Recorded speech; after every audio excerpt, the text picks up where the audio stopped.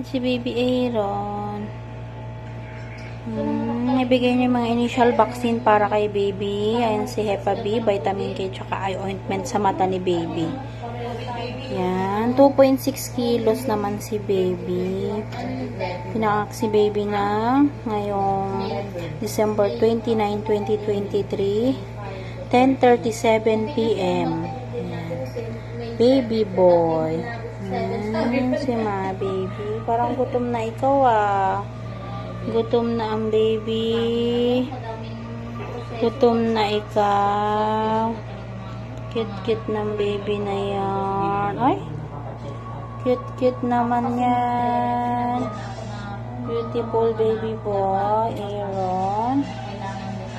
Super cute. Ayan. Bukas paliguan natin si baby bago sila umuwi.